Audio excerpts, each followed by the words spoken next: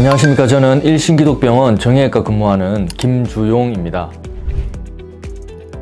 요즘은 스마트폰이나 컴퓨터 사용이 많아지면서 손과 손목에 부담이 가는 환경이 점점 늘어나고 있는데요. 일상생활에서 몇 가지 습관만 잘 지켜도 수부질환을 충분히 예방할 수 있습니다.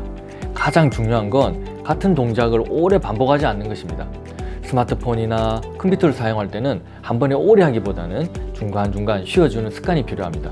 두 번째는 손목 자세인데요. 손목이 꺾인 상태로 오래 사용하는 것이 가장 안 좋기 때문에 가능하면 손목을 중립 위치로 유지하는 것이 중요합니다. 세 번째는 간단한 스트레칭입니다. 손가락을 쭉 펴주거나 손목을 가볍게 돌려주는 스트레칭을 틈틈이 해주면 근육과 힘줄의 부담을 줄이는 데 도움이 됩니다. 그리고 통증이 조금이라도 느껴진다면 참고 계속 쓰는 것보다는 초기에 사용을 줄이고 쉬어주는 것이 굉장히 중요합니다. 정리하면 반복을 줄인다, 자세를 교정한다, 스트레칭을 해준다, 그리고 초기에 휴식, 이 네 가지만 기억하셔도 수부질환 예방에 큰 도움이 될 것입니다. 네, 통증이 심하지 않은 초기 단계라면 집에서도 간단하게 관리해 보실 수 있는 방법들이 있습니다. 가장 먼저 중요한 건 통증을 유발하는 사용을 잠시 줄여주는 것입니다. 아프신데도 계속 쓰게 되면은 염증이나 자극이 더 심해질 수 있기 때문에 일단은 쉬어주는 것이 기본입니다. 두 번째는 찜질인데요. 초기에 통증이 생기고 열감이 있거나 욱신거릴 때는 냉찜질이 도움이 되고, 만성적으로 뻐근하고 굳은 느낌이 있을 때는 온찜질이 도움이 됩니다.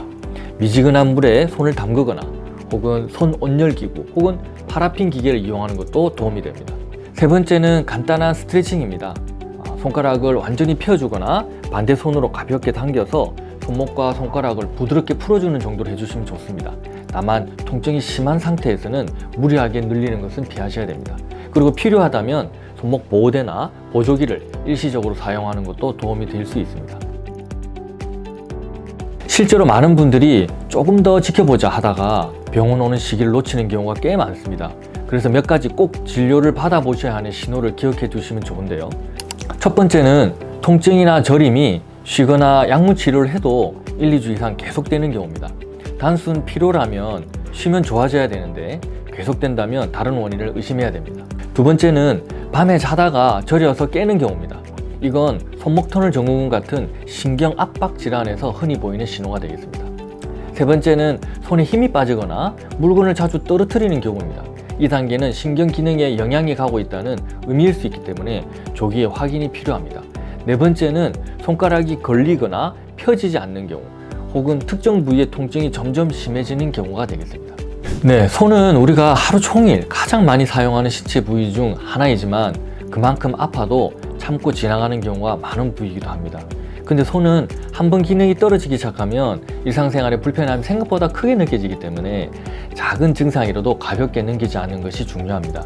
평소에 손을 많이 사용하신다면 중간중간 쉬어주고 무리가 가지 않는 자세를 유지하는 습관을 들이시는 게 좋고요.